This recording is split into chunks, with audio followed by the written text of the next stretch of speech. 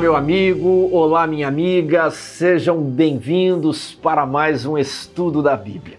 Estamos estudando o Evangelho de Marcos por meio deste guia. Você é o nosso convidado para estudarmos a lição 4, Marcos 4. O título do estudo desta semana se chama Parábolas. Eu estou gostando muito da lição. Estou sentindo a lição muito organizada, em ordem cronológica. Eu amo essas coisas de ordem cronológica, não é mesmo? Aqui temos linha do tempo, sempre fazemos um suplemento histórico da cronologia. Isso é o que nos ajuda a memorizar, a entender, a compreender as coisas de maneira sistêmica. E a lição está seguindo exatamente essa abordagem. Ele informa que os evangelhos sinóticos são aqueles três parecidos, Mateus, Marcos e Lucas. Todos estes, eles contêm parábolas, só que o evangelho de Marcos é o que tem menos parábolas, é o mais curtinho também. E as pessoas discutem, há muito tempo qual o significado das parábolas, como interpretá-las. E a lição diz, nós não vamos nos aprofundar em todas essas questões teóricas, vamos ficar nas questões mais práticas. E olha que gostoso, a lição de sábado diz assim, Marcos 4 apresenta 5 parábolas, 5 dias da semana, domingo, segunda, terça, quarta e quinta, na quinta é o ponto auge da lição, a sexta é apenas uma meditação, um texto ali do Espírito de Profecia, Então, nesses 5 dias ele vai estudar 5 parábolas e ele explica ali a metodologia. Pois bem, a lição está imperdível e nós conseguimos algumas lições dos adultos lá na editora Luz do Mundo. Então, lição de adultos, professor, e lição de adultos, alunos. Corra, porque muitas pessoas nos perguntaram, nós não conseguimos mais lições. Eu acho que só deve ter 10 de adultos e 10 de alunos. Então, lá no site www.editoraluzdomundo.com.br. Ah, Tiago, eu tenho dificuldade de mexer com o site. Aí você manda uma mensagem no WhatsApp da Editora Luz do Mundo. O número é o seguinte, 27 98119 3795. Não fique sem essa lição. Essa lição está estudando capítulo a capítulo, verso por verso, do Evangelho de Marcos. Agora a parte de domingo, a parábola do semeador. Leia Marcos 4, 1 a 9, como eram os diferentes solos e o que aconteceu com a semente que caiu em cada um deles. Vamos dar uma olhada? Voltou Jesus a ensinar à beira-mar e reuniu-se numerosa multidão a ele, de modo que entrou num barco, onde se assentou, afastando-se da praia. Por quê? Porque o povo comprimia muito, estava ficando complicado, e ele pediu aos discípulos, tenham sempre um barco à disposição.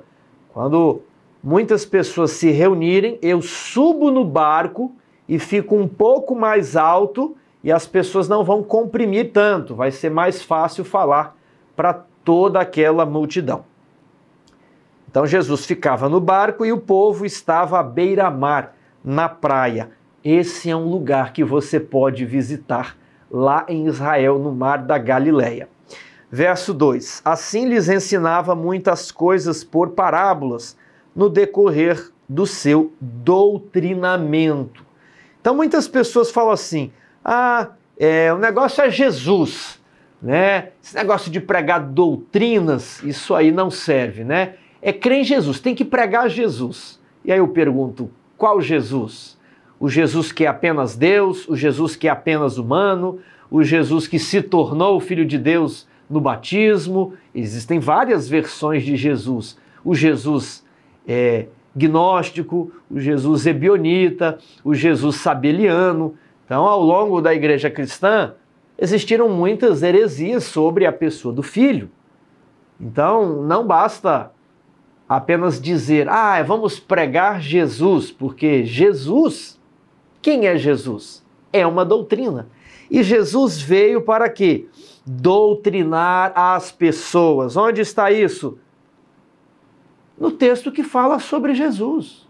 O Evangelho de Marcos, capítulo 4, verso 2. Assim lhes ensinava muitas coisas por parábolas, no decorrer do seu doutrinamento. Então não se deixe levar por aquele conto do vigário, aquela história da carochinha. O importante é pregar Jesus e as doutrinas só dão intriga. Não, Jesus pregava doutrinas e por isso houve conflito com os líderes religiosos de sua época. Então os versos 1 e 2, eles nos mostram aqui a introdução do capítulo. Ele dá um panorama, né, de modo geral, e agora no verso 3 começa uma das parábolas que Jesus contava. Eis que saiu o semeador a semear, e ao semear uma parte caiu à beira do caminho. Vieram as aves e a comeram. Então, como eram os diferentes tipos de solo e o que aconteceu com a semente? Uma caiu à beira do caminho, as aves a comeram. Outra caiu em solo rochoso, onde a terra era pouca, e logo nasceu, visto não ser profunda a terra. Saindo, porém, o sol a queimou, e porque não tinha raiz, secou-se. Outra parte caiu entre os espinhos, e os espinhos cresceram, e sufocaram, e não deu fruto. Uma parte caiu na beira do caminho, outra parte caiu no solo rochoso, e a outra caiu no solo, mas onde havia outras plantas, onde havia espinhos. Agora, a quarta semente. Outras, enfim, caíram em boa terra e deram fruto que vingou e cresceu, produzindo a 30, a 60 e a 100 por um. E acrescentou Jesus: quem tem ouvidos para ouvir, ouça. Ou seja, para quem sabe ler, um pingo é letra. Quem tem ouvidos, ouça. E quem não tem ouvidos, Senhor? Quem não tem ouvidos, então não ouça, né? Mas se você olhou aqui, né, e entendeu, utilize isso para a sua vida. É interessante como termina. Quem tem ouvidos para ouvir, ouça. Isso aqui não são ouvidos literais, sim? São ouvidos espirituais. Então, como eram os diferentes tipos de solo e o que aconteceu com a semente que caiu em cada um deles? A parte de domingo não quer dar o resultado completo. Ela quer que você reflita sobre a imagem. Muitas das parábolas de Jesus foram dadas em um contexto agropastoril, que era a economia de Israel naquela época. Hoje nós vivemos em um contexto técnico-industrial ou digital. Um mundo já industrializado e digitalizado. Então, quem sabe no nosso contexto, Jesus iria utilizar imagens mais familiares. Só que, naquela época, o contexto agropastoril, e não importa se o lugar ele é industrializado ou não, alguma atividade agropastoril sempre vai existir ao redor do mundo, né? Então Jesus utilizou um contexto conhecido da época e nós vamos meditar nesse contexto. O que percebemos aqui? Que para cada 4 sementes que ele lançou, não é muito correto falar assim, mas dos 4 eventos, 3 foram de fracasso. Beira do caminho, solo rochoso, entre espinhos. Apenas as sementes que caíram na terra fértil é que germinaram. E produziram frutos. Aqui que está a situação. À beira do caminho, o solo é endurecido e aquelas sementes sequer germinaram, né? Elas não continuaram, elas pararam por ali. Depois, no solo rochoso, existe um pouco de solo. Então as sementes germinaram, mas não criaram raízes. Então elas germinaram, mas não cresceram. No solo com espinhos, havia solo. E a terra estaria propícia para desenvolver uma planta. O problema não era o solo, mas o que havia juntamente com aquela semente no solo. Havia ervas daninhas. havia plantas concorrentes. Então, a planta do solo com espinhos germinou, cresceu. Qual o problema dela? Ela não produziu frutos. E finalmente, as sementes caíram, as últimas sementes caíram no solo da terra boa. Elas germinaram, cresceram e produziram frutos. Então, o que a lição está destacando aqui é que há um crescimento. Essa aqui não germina, solo duro. Essa aqui germina, mas não cresce. Essa germina e cresce, mas é somente essa que germina, cresce e produz frutos. Então, muitas vezes queremos ir para a conclusão, afinal esse não é o objetivo da história, diz a lição. Sim, mas algumas vezes Jesus não explicou determinadas parábolas e nós precisamos desenvolver a capacidade de interpretar a Bíblia, unidos ao Espírito Santo, para entender a linguagem simbólica. Assim também é importante no estudo das profecias de Daniel e de Apocalipse. Então, o primeiro cuidado não são todos os detalhes da linguagem simbólica que vai repercutir no significado, mas você também não pode se esquecer da linguagem simbólica. Então, nem um extremo, nem outro extremo. A linguagem é simbólica. Não é para focarmos em todos os detalhes, mas é para focarmos na imagem em geral. Também não posso me esquivar da imagem. Eu preciso utilizar aquilo ali. Isso é importante para o estudo de outras parábolas e para o estudo do Apocalipse e das outras profecias que temos na Bíblia. A semente é sempre a mesma na parábola. A diferença está no tipo de solo. 3 das histórias falam de fracasso. Apenas a última trata de sucesso. E aparentemente é injusto, porque para cada 4 eu tenho 3 fracassos e um sucesso. Mas veja que interessante isso daqui. A semente de sucesso, ela compensa todos os fracassos. Você acha que esse foi um bom investimento? Se de 4 sementes que ele plantasse, ele perdesse 3 e só ficasse com 25%, com 1/4, uma parte de 4, aquela uma parte, algumas plantas produziam 30 outras sementes, outras plantas produziam 60 outras sementes e outras plantas produziam até 100 outras sementes, 100 frutos. Isso é o que significa aqui o verso 8, Produzindo a 30, a 60 e a 100 por 1. Então, mesmo a planta que produziu menos, ela produziu 30, que são 10 vezes mais do que as 3 sementes que fracassaram. Então, o que importa é o solo bom, porque a semente é sempre a mesma. A parábola do semeador parece apontar para o custo do discipulado, os riscos envolvidos nele, mas também para a recompensa satisfatória de seguir a Jesus. Bem, você viu que eu terminei a parte de domingo, vamos para a segunda agora, e nós não entramos na interpretação. Aqui, professores, fica a sugestão para você trabalhar apenas a imagem com os alunos da sua classe. Vai ficar bem divertido, vai ficar bem dinâmico esse estudo. Você fala, não podemos dar interpretação na parte de domingo, vamos apenas trabalhar a imagem.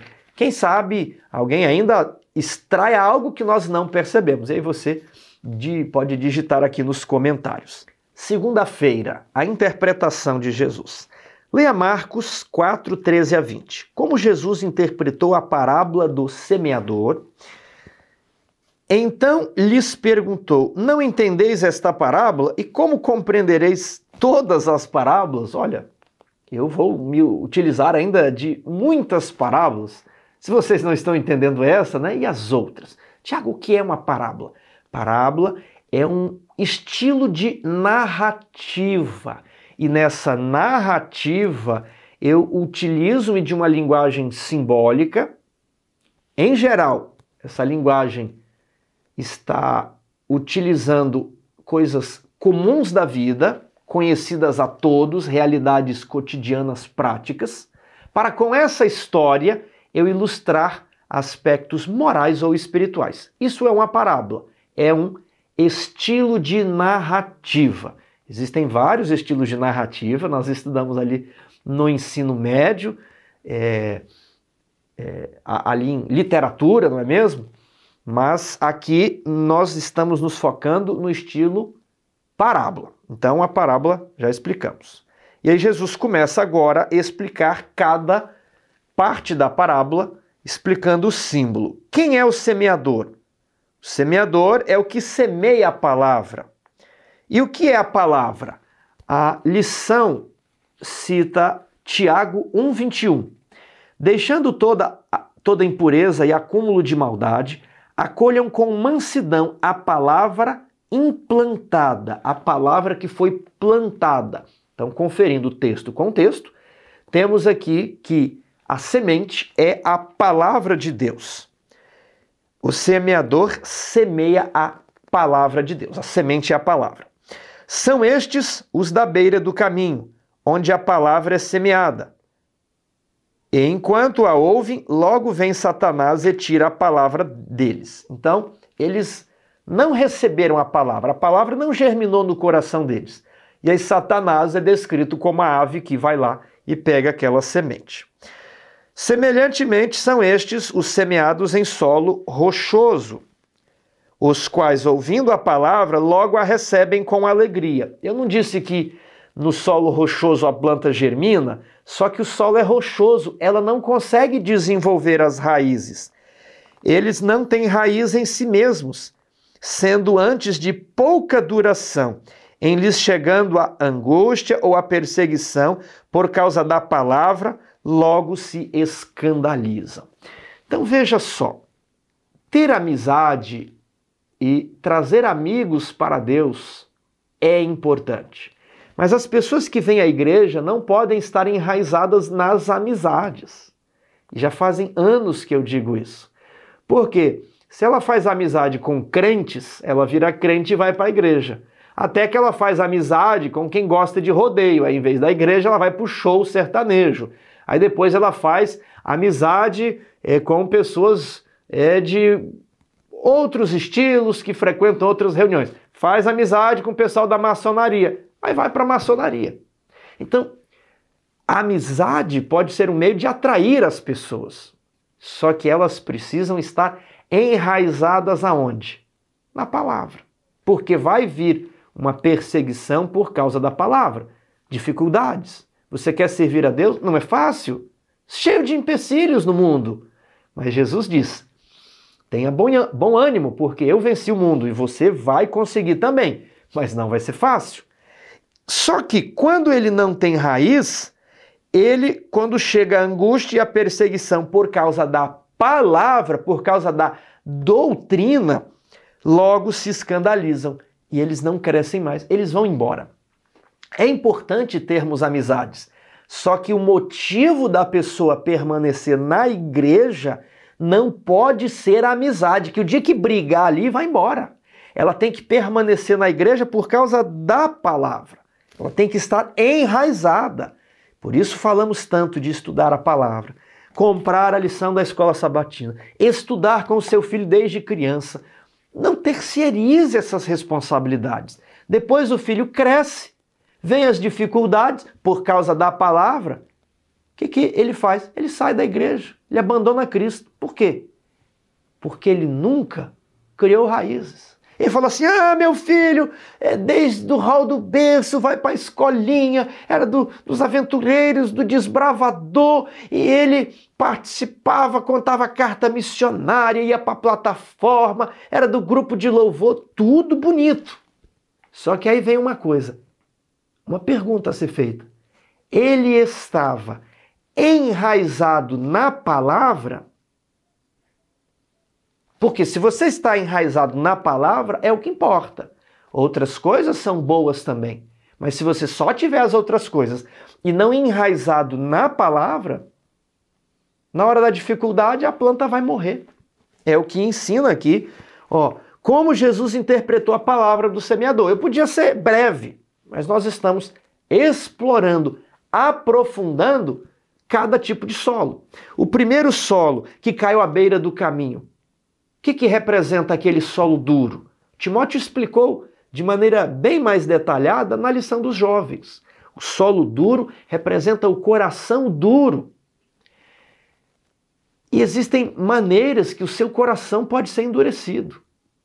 Quando ficamos contemplando pecados, cenas de violência, pornografia, e às vezes nem a pornografia, mas sensualidade, isso vai entorpecendo a mente, cauterizando a consciência.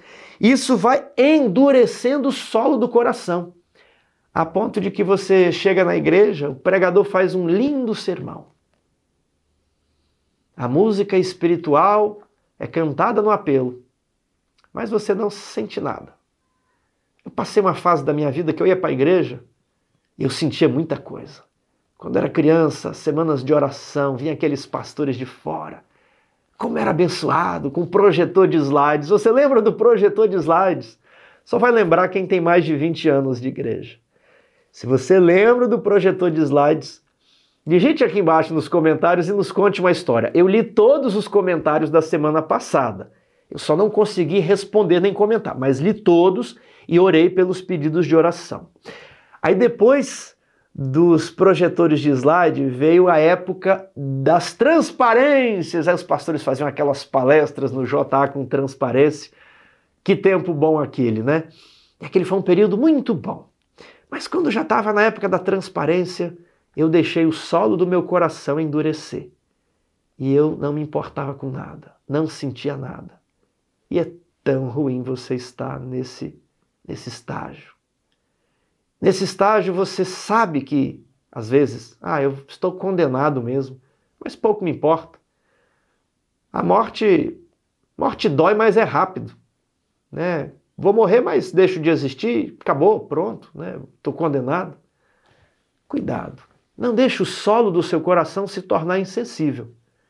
Como que eu posso fazê-lo para se tornar sensível? Se expondo à pregação bíblica, lendo a Bíblia, lendo o espírito de profecia, se expondo a hinos e cânticos espirituais. Como que eu endureço o solo do meu coração? Não fazendo nada disso e se expondo a toda espécie de filmes, divertimentos, músicas mundanas e tudo mais. O coração vai endurecendo. Então falamos do solo endurecido, falamos do solo rochoso. Ele até recebe, aleluia, que bom! E ele entra animado na igreja, 1 semana, 2 semanas, 1 mês, e aí, um emprego, né, difícil, eu tive que ir ali trabalhar dia de sábado, né? E aí a gente vai, e com um pouco ele desanimou de tudo. E agora o terceiro caso aqui. Outros 18, os semeados entre os espinhos, são os que ouvem a palavra, germinou, enraizou. Ele ouviu a palavra, ele criou raízes, ele cresceu. Mas agora a situação é outra. Os cuidados do mundo, se eu não me engano a expressão de Mateus, são os cuidados da vida. Isso aqui não são coisas ruins, mas a gente tem que acordar cedo, fazer culto, levar filho para a escola. Tem muitas pessoas que voltam, né, já deixam o arroz pré-cozido de madrugada, voltam, só esquenta o arroz, rapidinho faz o almoço para o marido, aí o marido trabalha, quando chega tem, né, a segunda jornada, chega de noite, às vezes uns fazem faculdade à noite. São os cuidados da vida, não são coisas erradas. Só que, às vezes eu viajava trabalhando, chegava em casa 9, 10 horas da noite, eu havia acordado tão feliz naquele dia, havia lido a minha Bíblia, estudado a minha lição, lido um livro do Espírito de Profecia, eu estava cheio do Espírito Santo. E aí trabalhei, corri, o almoço, sabe aquele dia que você não almoçou direito, e aí você faz muita coisa, agora tem que voltar para casa, viaja 2 ou 3 horas de carro, você chega. Eu me lembro que no chuveiro, eu não tinha mais vontade de orar, de ler minha Bíblia, estava tão cansado. Eu falava, Senhor, eu estou me sentindo insensível De manhã eu estava tão disposto. Agora de noite não tenho nem vontade de orar.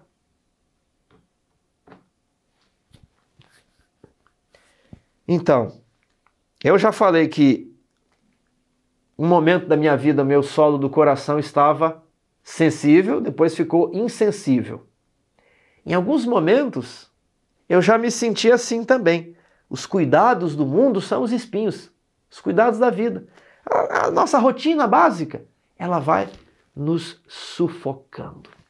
Agora, outro aspecto aqui. A fascinação da riqueza e as demais ambições, concorrendo, sufocam a palavra, ficando ela infrutífera. Hoje nós vivemos assim um boom de informações, de canais no YouTube e de apelos para ganhar dinheiro, para trabalhar com internet, investimentos. Há uma gama de livros sobre fazer riqueza, mente milionária, pense e fique rico, o segredo e mais não sei o quê. E aqueles livros são tão bem escritos e que quando lemos é algo perigoso. Eu não estou falando que você não deve estudar sobre a correta aplicação do dinheiro, não é isso. Mas é que Jesus já sabia que existe algo dentro de nós chamado a fascinação das riquezas. E é como um vírus, sabe, que pica você ali, que morde você, uma picadinha. E algo chamado cobiça começa a frutificar dentro de nós. Eu me lembro da época de algumas pirâmides, né? Uma até que ficou muito famosa entre círculos adventistas, Telex Free. Eu não caí nessa, não. Eu não caí nessa porque eu já tinha caído em uma outra antes dessa, né? Aí eu já estava mais escaldado. Mas eu sei o que é essa mordidinha da cobiça. Já passei por ela. É algo terrível, é perigoso. Porque eu vou usar essas pirâmides aqui para ilustrar, né? Quando você escuta aquela pessoa, o brasileiro é pobre porque ele não sabe investir, e na verdade tem muita gente ganhando dinheiro, menos você, mas eu vou contar uma coisa aqui agora, se você entrar nisso daqui, e aí você vai comprar a sua cota, sei lá, R$5.000, é muito, mas em um mês você tira o seu dinheiro. Aí você pensa, nossa, em um mês você retira o seu dinheiro. E se você colocar mais 2 pessoas no negócio, cada pessoa vai te dar mais R$2.000. Aí você pensa, se eu colocar 3 pessoas no negócio, nossa, já recuperei meu dinheiro, já ganhei um lucro. E aí, se aquelas pessoas abaixo de você, no nível do marketing multinível, colocarem mais pessoas, você ganha sobre o ganho dela. E você vai pensando naquilo, você fala, uau! Vou ficar milionário. Vou comprar uma casa, né, um condomínio fechado. Eu vou comprar carro importado, conversível. Em 6 meses eu vou ter 5 milhões. E eu vi pessoas que realmente ficaram ricos com marketing multinível. Só que quando a pessoa é picada pela fascinação das riquezas, ela começa a pensar investimento, dinheiro, e aquele negócio toma o controle da mente. A pessoa fica como que um zumbi. Já, como é que você sabe disso? É porque eu já fui picado por isso. Venho aqui, confesso. E quanto mais você se expõe a isso de uma maneira descuidada, isso pode começar a tomar controle da sua vida. Não é só o marketing multinível. Às vezes o trabalho, às vezes o hábito de poupar, que é correto, mas às vezes o próprio hábito empresarial, a empresa vai crescer e mais isso, e aí a gente vai pensando em mais dinheiro e mais... E o que acontece? Aí você tem os cuidados da vida e está fascinado com as riquezas, não vai sobrar tempo de orar. Não vai sobrar tempo de fazer culto com a família. Não vai sobrar tempo de pesquisar as profecias. E a gente começa a terceirizar. Não, o teólogo, ele vai estudar para mim, eu vou lá na igreja, aí eu quero ver um bom sermão. Por quê? Porque às vezes a gente já não tem capacidade de se nutrir espiritualmente em casa. Aí eu tenho dependência de que outras pessoas estudem no meu lugar e me forneçam os nutrientes. A fascinação das riquezas é muito perigoso.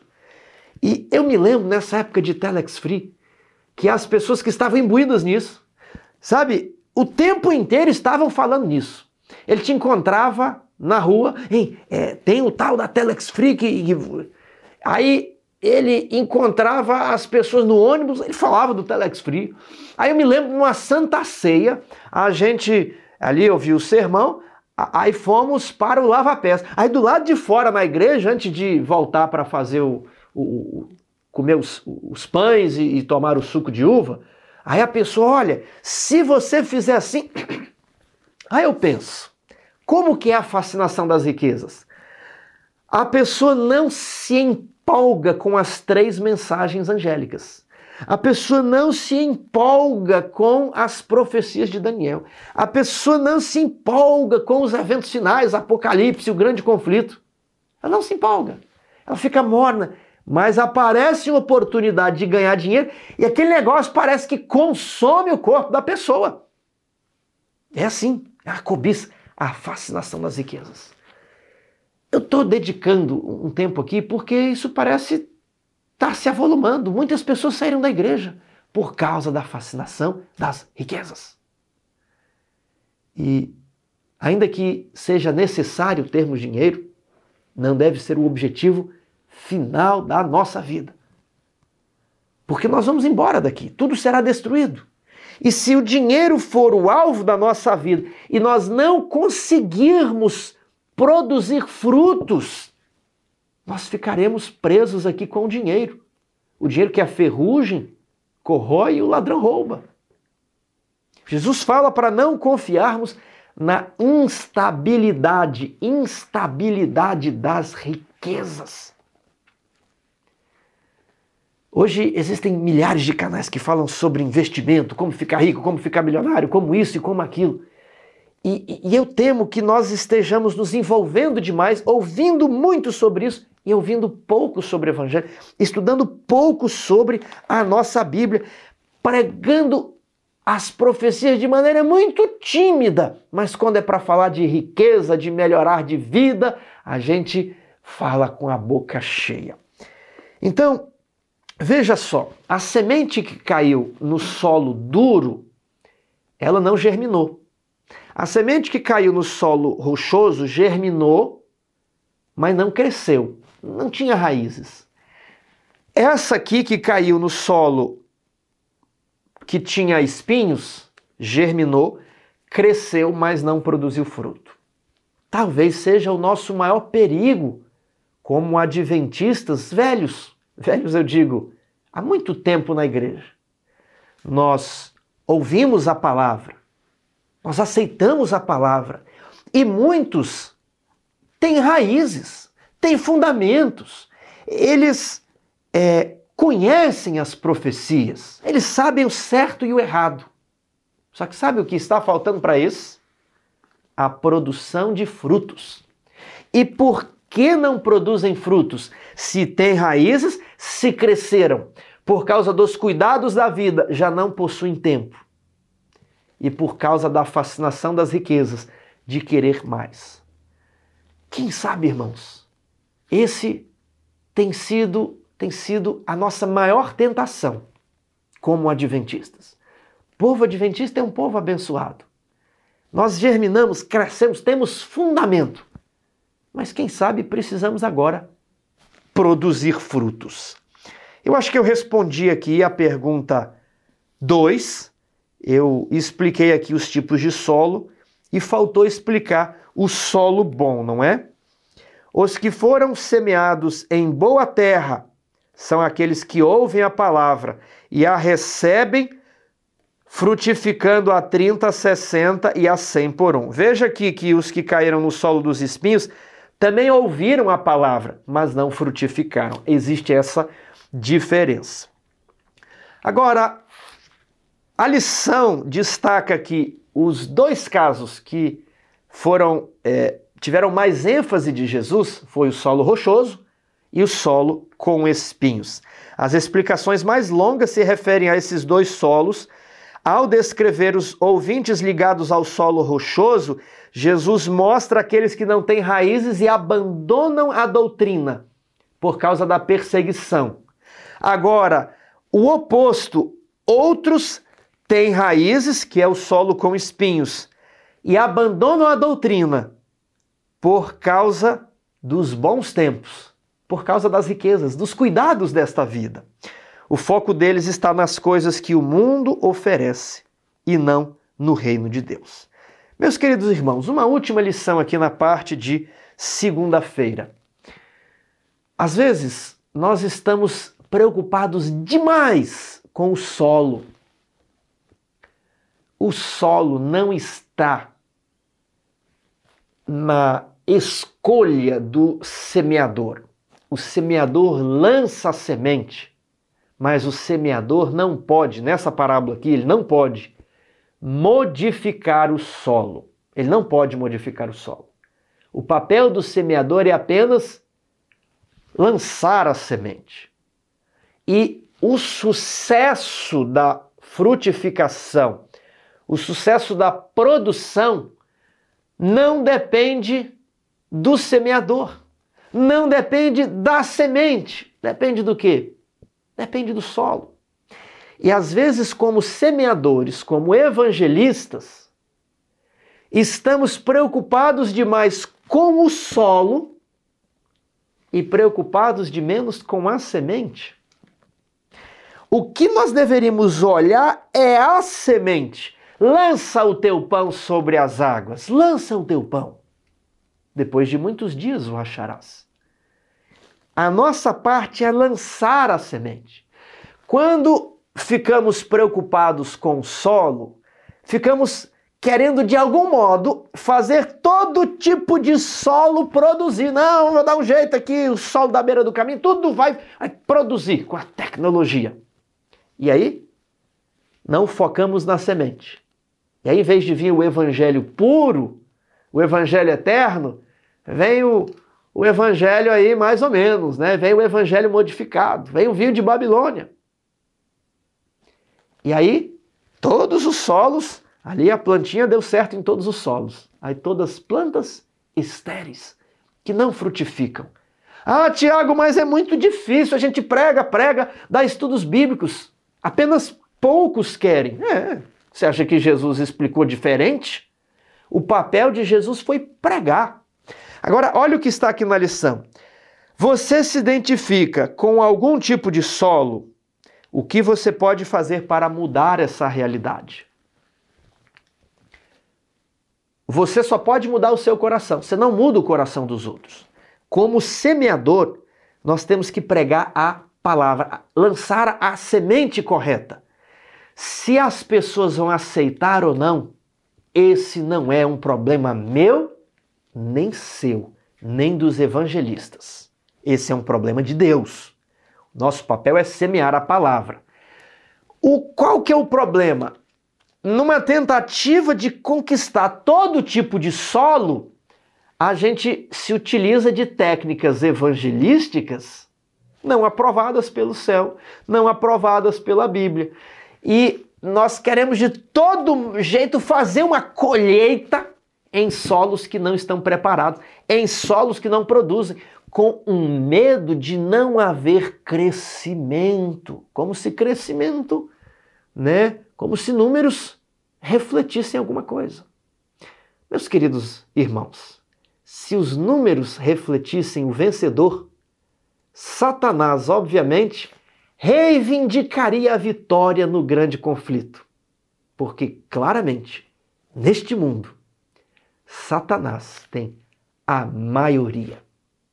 A maior parte da humanidade é seguidora de Satanás. Portanto, não podemos olhar para números e quantidades para proclamar sucesso. Porque se números fossem símbolo de sucesso, Satanás reivindicaria haver vencido. Por que eu estou falando isso aqui? Para dizer que a gente não muda o solo do coração, não vamos preocupar com quantidade. Os poucos fazem muito mais. Os poucos de qualidade fazem muito mais que os muitos sem qualidade. uma só plantinha que produziu fruto, a que produziu menos produziu 30 sementinhas e compensou todas as outras sementes que caíram à beira do caminho, no solo rochoso ou entre espinhos. Agora, existem plantas que produziram a 60 e existem plantas que produziram a 100.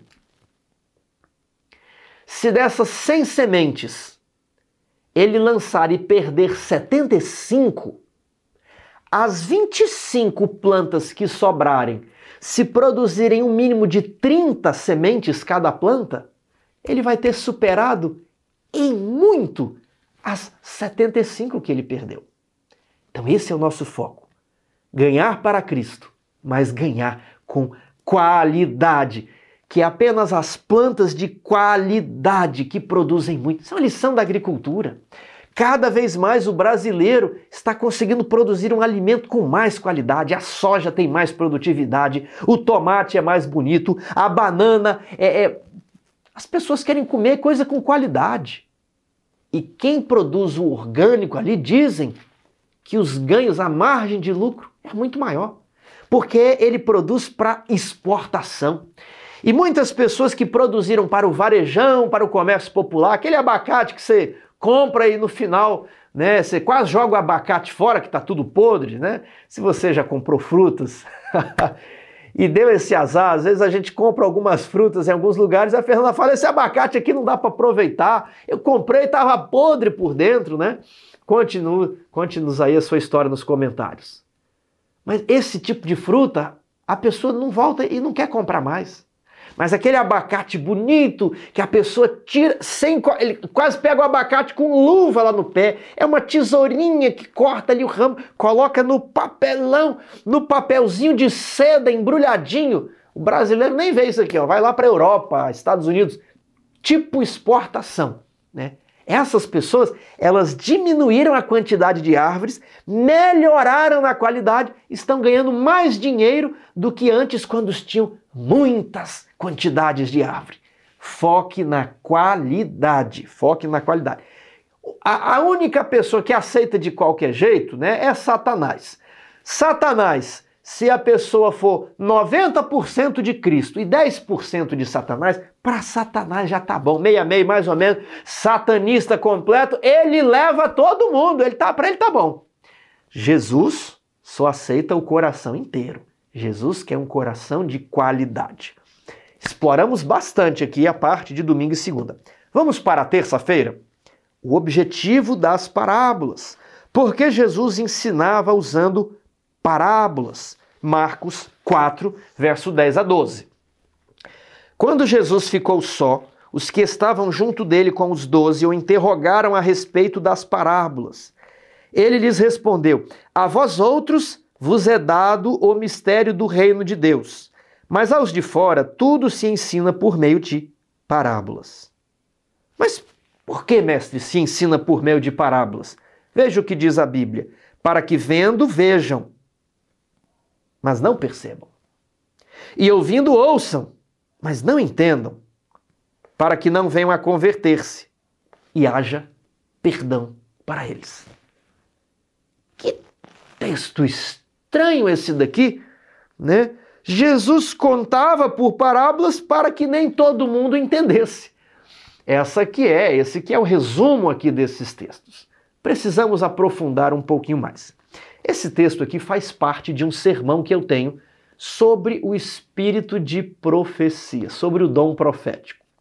E eu começo explicando Isaías capítulo 6.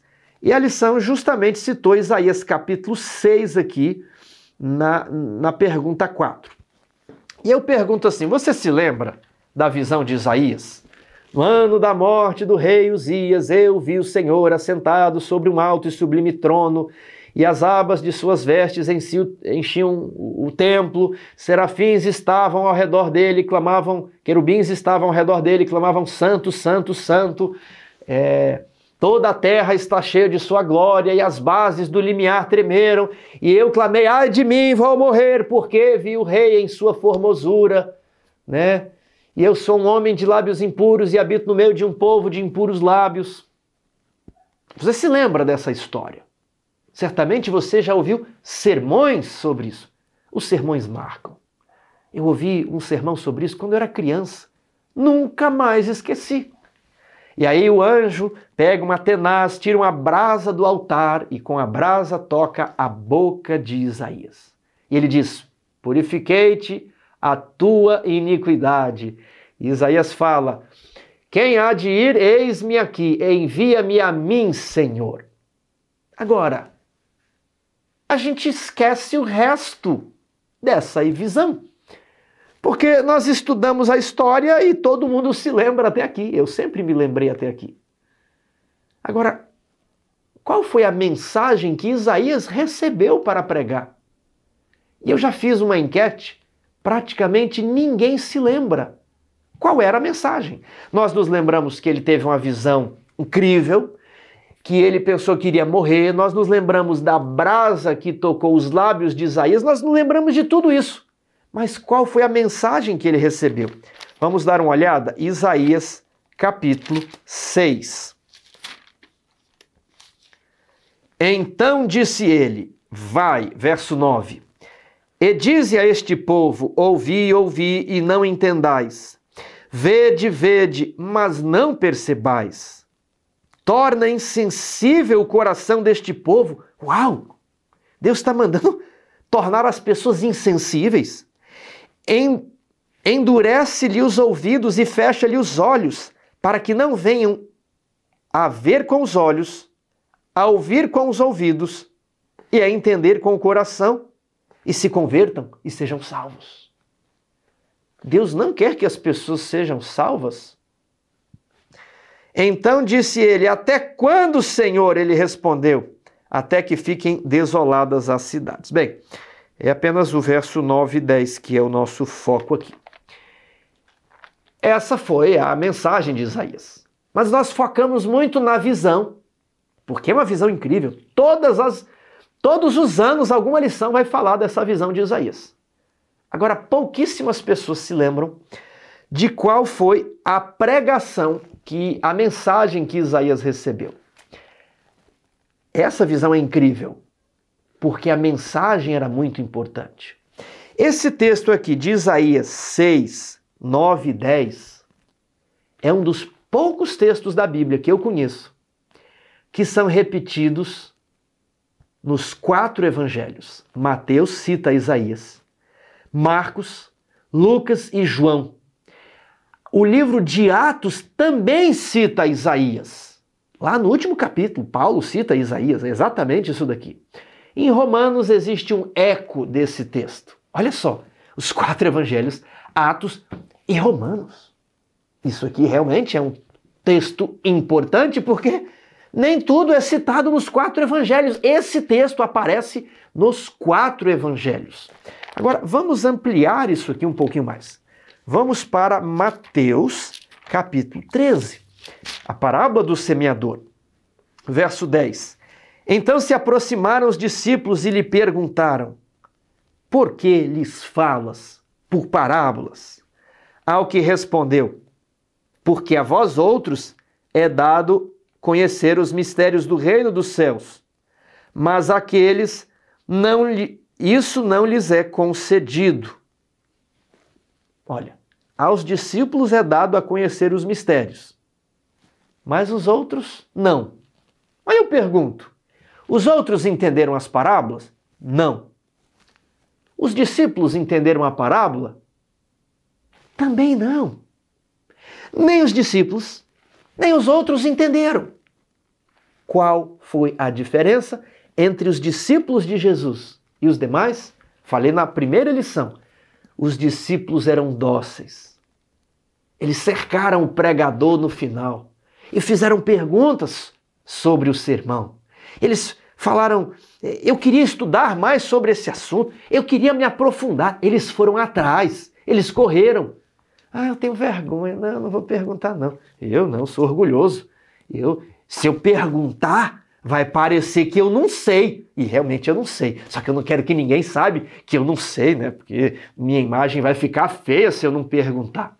Aqui que está.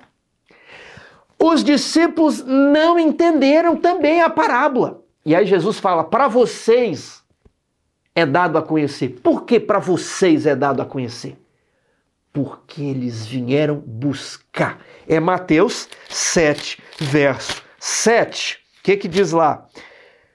Pedi e dar-se-vos-á. Buscais e achareis. Batei e abrir-se-vos-á.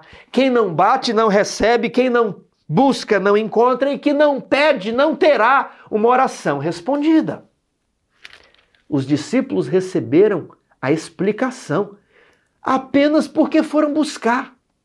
E deixa eu ler o restante do texto e depois vamos para mais considerações. Olha o que Jesus fala. Pois ao que tem lhe se dará e terá em abundância, mas ao que não tem, até o que tem lhe será tirado. Quem tem um pouco de luz e busca mais, receberá mais, compreenderá a Bíblia, compreenderá as profecias, ele vai buscar no espírito de profecia, ele vai buscar na história da igreja, ele vai se aprofundando em teologia. Quem tem e busca e pede e bate, vai receber mais. Quem tem, mas não faz nada disso, vai perder a fé, vai esfriar na igreja e até o que tem lhe será tomado, vai ficar sem fé e vai para o mundão.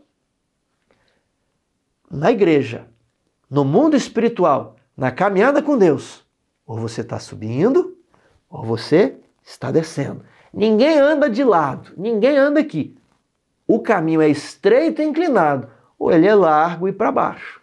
Se você não sobe, você está descendo.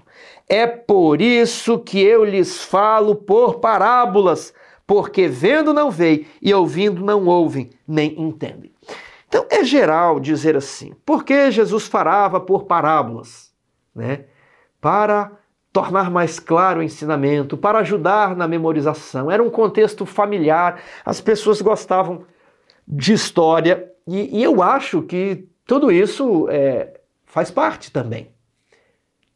Mas quando lemos na Bíblia, por que Jesus falava por parábolas? Se a gente fosse responder assim, no tapa, né? Bateu, levou, de primeira, Jesus falava por parábolas, para que as pessoas não entendessem. Eu coloquei entre aspas, não entendessem. Não é que Jesus não queria que as pessoas não entendessem, mas era para filtrar. O evangelho é como uma rede que pesca peixes bons e maus, e depois há um filtro ali. Então, apenas quem conheceria mais? Quem buscasse. Quem lê a Bíblia de manhã e aí vai bater texto com texto, faz oração. Isso é individual. O solo do seu coração só você mexe. É individual. Prega a este povo para que eles fiquem insensíveis. A verdade, quando não transforma, endurece. Então você precisa pesquisar a verdade. Ouvir a verdade. Só que a escolha no final é sua. Se você falar assim, não acho que... Quantos eu já não conversei no WhatsApp que começam a questionar o santuário e começam a questionar as 2.300 tardes e manhãs e começam a questionar o dom profético. Sempre haverá motivo para dúvida. A verdade, e eles começam a estudar, e eles só veem as dúvidas, só veem quando a Bíblia não apresenta... Em vez deles aumentarem a fé, só aumentam as dúvidas, o ceticismo e a incredulidade. E é isso que significa, torna o coração deles insensíveis. Alguns recebem essa história e falam assim, historinha boboca, um negócio de criança, semeador que saiu a semear e jogou sementinha. Não sente nada. Outros falam, quanta sabedoria. Senhor, que inteligência! E outros acham que é bobo. Bonito é Hegel, bonito é estudar Platão, bonito é estudar Hannah Arendt, bonito é estudar Michel Foucault, né? Coisas complicadas. Jesus falava essas historinhas. Cada um reage de uma maneira diferente a depender do solo do coração. Por isso lhes fala em parábolas, porque vendo não veem, ouvindo não ouvem, nem entendem. É um filtro apenas para pegar quem realmente quer. de sorte que neles, nos que não querem nada, naqueles que decidiram ser insensíveis, naqueles que endureceram o solo do seu coração, de sorte que neles, não em todos, neles, se cumpre a profecia de Isaías. Ouvirei com os ouvidos e de nenhum modo entendereis. Vereis com os olhos e de nenhum modo percebereis. Jesus cita a mensagem que foi dada a Isaías no capítulo 6. Porque o coração deste povo está endurecido. Eles mesmos endureceram o solo do coração. De mau grado ouviram com seus ouvidos e fecharam os olhos. Não foi Deus que fechou os olhos deles. Foram eles que fecharam os próprios olhos. Para não suceder que vejam com os olhos, ouçam com os ouvidos, entendam o coração, se convertam e sejam por mim curados. Marcos falam e sejam perdoados. Isaías falam e sejam salvos. 16. Bem-aventurados, porém, os vossos olhos, porque veem, e os vossos ouvidos, porque ouvem. Ou seja, vocês não estão endurecidos, vocês não estão entre os espinhos porque buscaram aprofundamento, vocês não são os que estão fascinados com as riquezas e os cuidados da vida porque deixaram as suas redes e seguiram a Jesus. E Jesus fala, vocês são a terra fértil. Vocês vão produzir muito fruto. Bem-aventurados. Eu falo por parábolas para que apenas os que se esforçarem e quiserem de todo o coração, os que amarem a Deus com todas as suas forças, com toda a sua alma, com todo o seu entendimento, é apenas para esses. Apenas esses vão entender. Tiago, por que Deus não falou os eventos finais? Porque ele deu uma profecia. Para todo mundo não entender. A Bíblia fala, por que ele falou dessa maneira? Para que nem todo mundo entenda. Não que Deus não queira que todo mundo entenda, mas porque vai ficar demonstrado que quem não entendeu é porque quis fechar os olhos, achou que era uma coisinha boboca, achou que Bíblia é um negócio antigo, antiquado, que não tem sentido nenhum, que esse negócio de história de estátua de Nabucodonosor é só historinha para boi dormir, que nada tem sentido com nada, esse livro é produto da sabedoria humana. Aí esse tá cego, esse não é para ele se converter e ser salvo. Né? É por isso que Deus não fala o dia da volta de Jesus, que senão ia estar um monte de gente pronto no dia. É justamente para pegar as pessoas de surpresa. Veja só, bem-aventurados, porém, os vossos olhos, porque veem, e os vossos ouvidos, porque ouvem. Porque em verdade vos digo que muitos profetas e justos desejaram ver o que vedes e não viram, e ouvir o que ouvis e não ouviram. Atendei, pois, a parábola do semeador, e é apenas aqui que Jesus explica. E agora eu quero perguntar para você, sabendo que o objetivo das parábolas é testar, provar, filtrar, eu coloquei assim, filtrar, para não salvar pessoas não convertidas. Então, olha como eu respondi a pergunta 3. Por que Jesus ensinava por parábolas? Eu utilizei o próprio texto, para filtrar, para não salvar pessoas não convertidas. E eu até anotei aqui a história que eu ouvi quando criança, do dono da ferrovia. Ele se disfarçava de passageiro, entrava nos trens para inspecionar o serviço de bordo, como o cobrador tratava os passageiros, como o maquinista dirigia o trem. Se o dono da ferrovia chegasse lá vestido de terno, paletó e gravata, as pessoas iam tratar ele muito bem. Então ele se disfarçava de passageiro. Por isso, Deus também faz esse filtro. E agora eu pergunto para você, que tipo de solo você está sendo? Você está querendo realmente buscar, aprender, participar das vigílias de estudo bíblico que são divulgadas aí, grupos de estudo, grupos de oração. Você realmente quer mudar a sua vida? Ou você vai permitir os cuidados da vida por mais um mês, por mais um trimestre, mais um ano? É mais um trimestre sem lição, é mais um trimestre sem ler o grande conflito, é mais... E você, mês que vem, ano que vem. E os anos se passaram 20 anos. e você não se aprofundou. Talvez eu estou falando para pessoas que se aprofundaram, mas eu passei 20 anos da minha vida, sabia tudo, mas não me aprofundava em nada. Nasci na igreja, passava carta missionária, desbravador, envolvido com tudo, mas não estava com raízes, não estava crescendo espiritualmente. Então, o que é que você vai fazer a partir de agora? Faça o diagnóstico em você mesmo. Você está insensível, solo do coração endurecido, você não tem raiz ou você tem raiz e não produz fruto? Você está querendo descobrir mais ou você já se contenta em ouvir a historinha e nem saber o que ela significa? Ninguém entendeu, nem os discípulos, muito menos os outros. Só que os discípulos correram atrás de Jesus e pediram: nos explique essa parábola. Quarta-feira, lamparina e cesto. Qual foi a ênfase de Jesus na parábola da lamparina? A ênfase que eu coloquei... vamos ler aqui, estou lendo tudo. Professor, quando você for passar a lição da escola sabatina, você precisa ler. Por quê? Porque o seu aluno precisa criar raízes na palavra. Então, por mais que a sua classe já conheça a verdade, eles precisam conhecer o texto. Então quando eles respondem, você faz a pergunta e eles respondem bem, não é para todos os aspectos, mas aqueles importantes. E você pergunta: e onde é que está isso na Bíblia? Em que lugar da semana você lê o texto? Abra a Bíblia e leia. Então nós vamos abrir aqui, ó. Também lhes disse: vem porventura a candeia para ser posta debaixo do alqueire ou da cama? O que é candeia? É a luz que a pessoa colocava no suporte. Suporte é o... cadê o lugar aqui?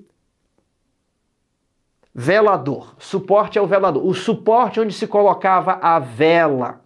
A minha mãe, quando acabava a energia, pegava um pires, na sua casa é assim também, aí a gente derramava algumas gotinhas, afixava a vela no pires, entendeu? É a mesma coisa. Minha mãe não colocava a vela debaixo da cama, senão ia pegar fogo no colchão, né? E nem debaixo de uma vasilha, nem debaixo de um cesto, porque não ia iluminar. A história até engraçada. O que Jesus quis dizer com ela? A luz não pode ser escondida. Tudo será revelado. Agora vamos ler o restante? 22. Pois nada está oculto, senão para ser manifesto, e nada se faz escondido, senão para ser revelado.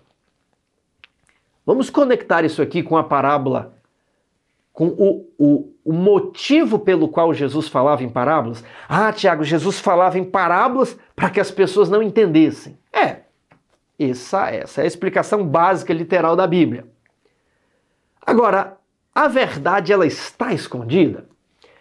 Qual que é o símbolo da luz? A luz é a palavra de Deus, que vai brilhando, brilhando, né, até se tornar dia perfeito. Então, a verdade é Jesus. Jesus, ele dá luz aos profetas, ele ilumina a mente dos profetas, e os profetas inspirados por Deus escrevem. E aí Jesus fala que a luz, ela foi amplamente divulgada. A luz, ela está lá no velador. Deus não deu a luz e colocou ela escondida. Vamos conectar isso daqui com o estudo de terça-feira. Qual é o livro mais vendido e disseminado no mundo? Qual é o livro? É a Bíblia. Nenhum outro livro conseguiu tantas cópias, tantas versões, tantas traduções como a Bíblia. Santifica-os na verdade. A tua palavra é a verdade. João 17:17. Então, a Bíblia está aí. Está exposta. A verdade está exposta. Nada está oculto, senão para ser manifesto. E nada se faz escondido, senão para ser revelado. Quantos canais aqui no YouTube estão explicando Daniel, Apocalipse, o santuário? Está aí. Agora, como os discípulos de Jesus, a pessoa tem que ter a humildade de falar: deixa eu entender esse negócio, deixa eu ir atrás e procurar. E do mesmo modo que a luz está disponível a todos, só conseguem enxergar a luz quem se atentar para ela. Porque existem luzes no mundo, a fascinação das riquezas, e aí a pessoa pode ficar zonza com as luzes do mundo e não prestar atenção na verdadeira luz da palavra de Deus. Qual foi a ênfase de Jesus na parábola da lamparina? A luz não pode ser escondida. A luz da Bíblia, por mais que estejam em parábola, está aí para todo mundo. Agora, cabe a cada um decidir entender. Tudo será revelado. 6. Que lição Jesus pretendia ensinar com a parábola do padrão de medida? Se alguém tem ouvidos para ouvir, ouça. Então lhes disse: atentai no que ouvis. Com a medida com que tiverdes medido, vos medirão também, e ainda se vos acrescentará. Pois ao que tem se lhe dará, e ao que não tem, até o que tem lhe será tirado. Isso aqui pode ser aplicado para várias áreas da vida, né? O empregado que tem muito trabalho, ele vai receber mais trabalho, porque ele produz bastante, ele dá conta. Agora, o empregado que tem pouquinho trabalho e não é produtivo, até aquele emprego lhe será tirado. Quem mais trabalha costumam ser os cargos de responsabilidade. Todo mundo vai embora, o gerente fica. O executivo não tem fim de semana. Ao que mais tem, mais se lhe dará. Ao que tem pouco trabalho, fica quase parte do tempo à toa. E aí não está produzindo muito. Mandar ele embora logo, não está fazendo falta. Eu apenas utilizei um outro exemplo moderno. Mas isso aqui precisa ser explicado em termos espirituais. Quanto mais luz a pessoa tem e mais ela busca, mais luz ela vai receber. Vai entender Daniel, vai entender Apocalipse. Eu já até comentei sobre esse fraseado. Agora, aquele que tem pouca luz e não busca, ele vai até esquecer os fundamentos da fé. Ele ouviu falar ali sobre a estátua de Nabucodonosor na escolinha, no clube de desbravador, só que ele não quis se aprofundar e depois ele não lembra nada. E depois não lembra das palavras, ele fica ruim na Bíblia. Depois ele não lembra nem mais onde estão os livros da Bíblia. Vai esquecendo, vai perdendo a fé. À medida com que que você mede os outros, também medirão a você. Eu me lembro ali daquela história que Jesus contou em Mateus 18, que um homem foi perdoado, mas não perdoou o seu próximo. E aí Jesus diz assim: assim também vos fará vosso Pai Celestial. A maneira com que você perdoa, a maneira com que você lida com a misericórdia, ilustra a maneira com que Deus também vai usar de misericórdia com você. Ele muito deu, porque muito foi perdoado. É o que é dito sobre a mulher que lavou os pés de Jesus. Quem está mais grato? O que mais foi perdoado. A maneira com que manifestamos a misericórdia para com os nossos parentes, para com o seu cunhado, para com o seu primo. Situações difíceis que eu coloquei aqui. Deus também será misericordioso com você. Misericórdia para os que erram na igreja. À medida com que exercemos essa misericórdia, estamos dizendo a Deus: Senhor, para mim a régua é essa. Eu fiz assim com o outro porque eu me garanto aqui nesse outro também. Se tratarmos os nossos semelhantes com dureza, Deus vai aplicar o mesmo método de misericórdia conosco. Se alguém estiver aberto à luz, receberá ainda mais. Mas se rejeitar a luz, até o que tinha antes lhe será tirado. Eu vejo tantas pessoas aqui no canal dizendo: Tiago, eu acompanho aqui o canal desde Esdras, desde a lição de Daniel, desde aquelas primeiras lições ali em 2019, em 2020. E muitos falaram como eu cresci, como a minha vida mudou. Se você tem esse testemunho, digite aí, todos esses testemunhos eu tiro um print e guardo. Eu tenho um grupo aqui no WhatsApp, eu e a Fernanda, só dos testemunhos do canal Adventismo Vivo. Eu vejo que muitos cresceram no estudo da Bíblia no canal. Eu também vou crescendo, nós nunca sabemos tudo. Então o ideal é irmos crescendo. Quinta-feira, a parábola da semente que cresce. Eu vou remeter você lá para a lição 12 de O Grande Conflito. Lá nós falamos sobre a metáfora da agricultura. Não tem como eu replicar isso daqui. Lição 12 de O Grande Conflito, metáfora da agricultura e a chuva serôdia. Leia Marcos 4, 26 a 29. Qual é o foco principal dessa parábola?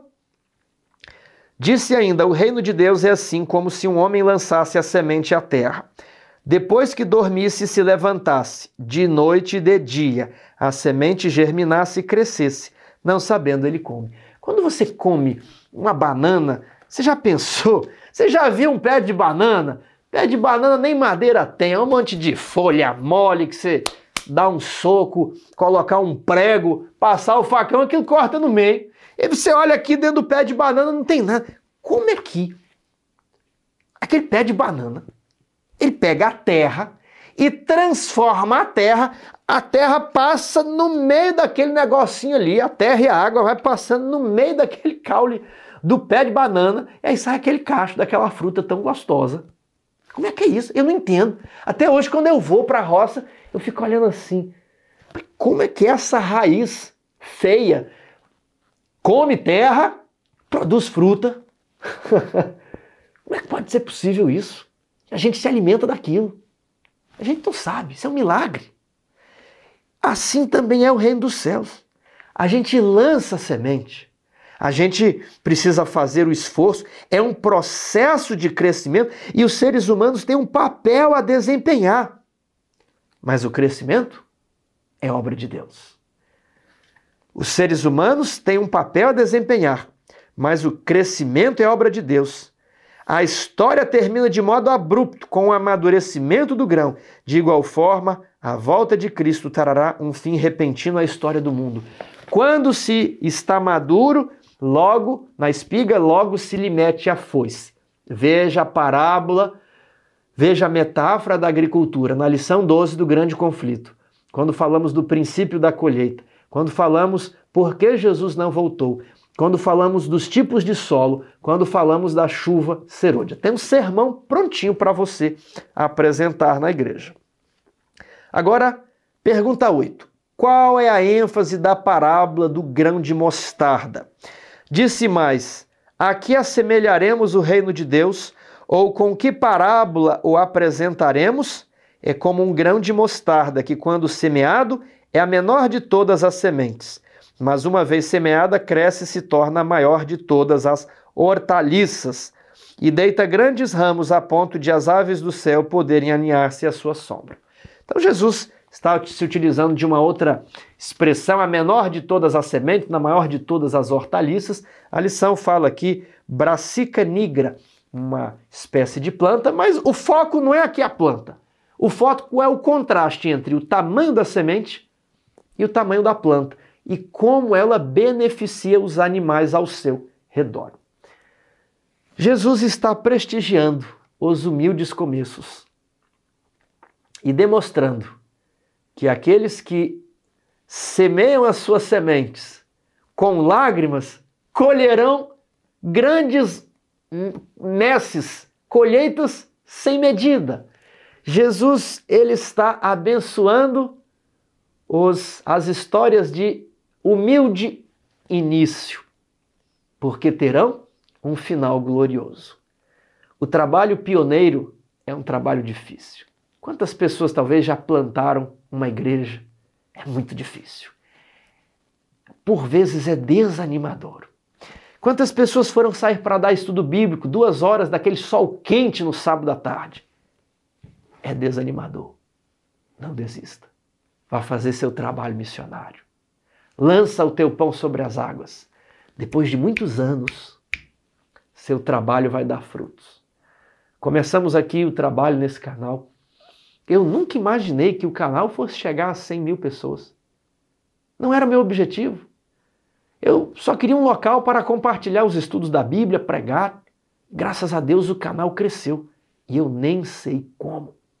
Você só precisa fazer o que vem à sua mão hoje. Basta cada dia o seu próprio mal.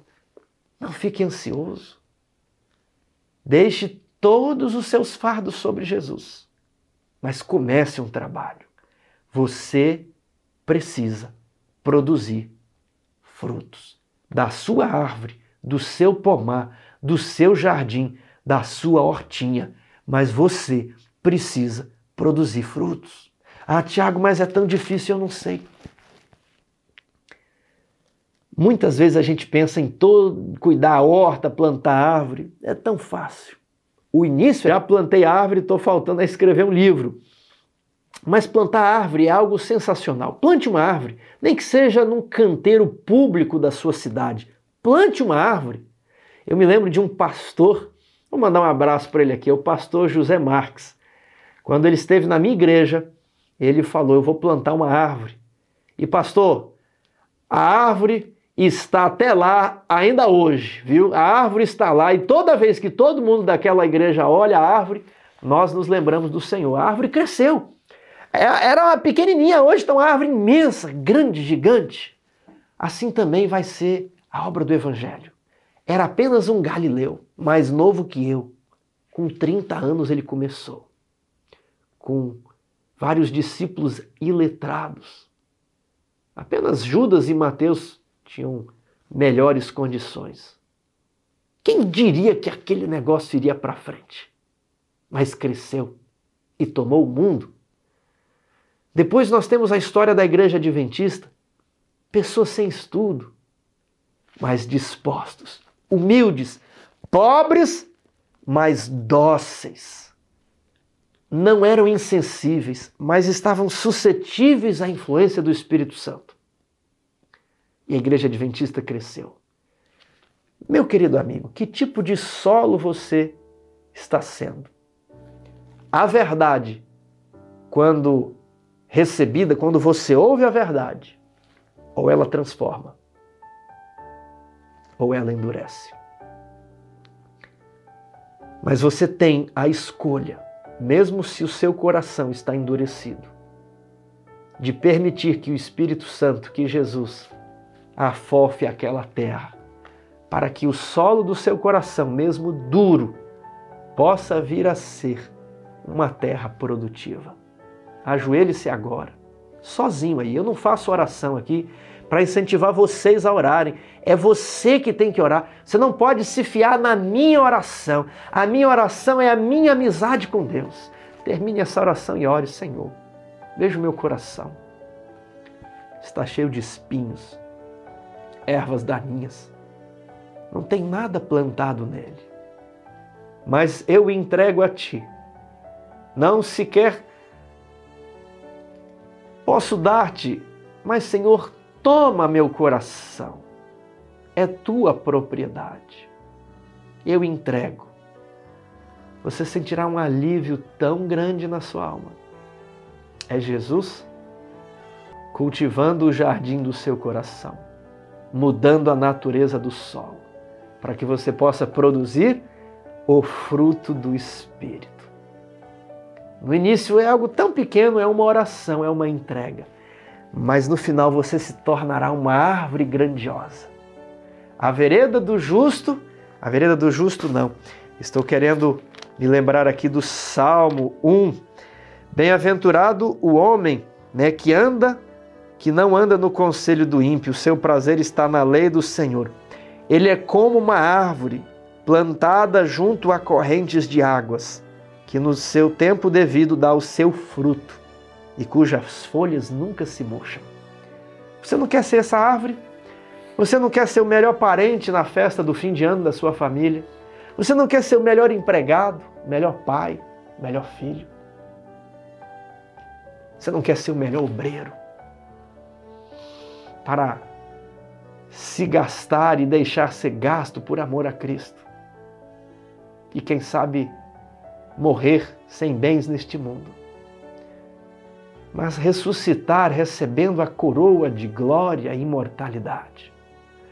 E perceber que a sua coroa tem muitas estrelas, cada estrela simbolizando as pessoas que você ajudou a ganhar para Cristo. Que recompensa é essa? Muito maior que as riquezas do mundo, é saber que você salvou pessoas para sempre. É uma recompensa eterna. Não vamos levar nada para o céu, apenas o nosso caráter e as pessoas que nós ganhamos para o Mestre. Os 80 anos de vida são como uma semente de mostarda. Adiante de nós, uma eternidade de luz e glória. Séculos e séculos nos aguardam. Milênios sem fim. Será como uma grande árvore. Um humilde começo. Difícil, desanimador. Você deseja? Faça hoje seu pacto com Deus. Mas não foque na dificuldade. Reclamar faz mal. Pense na recompensa da vida imortal na cidade santa ao lado do Mestre Jesus. Que Jesus esteja contigo. Que Ele perdoe todos os seus pecados. Que Ele retire a sua culpa, a sua ansiedade, o seu pânico, os seus medos. E que você se torne em uma árvore frondosa. Um forte abraço aqui do canal Adventismo Vivo.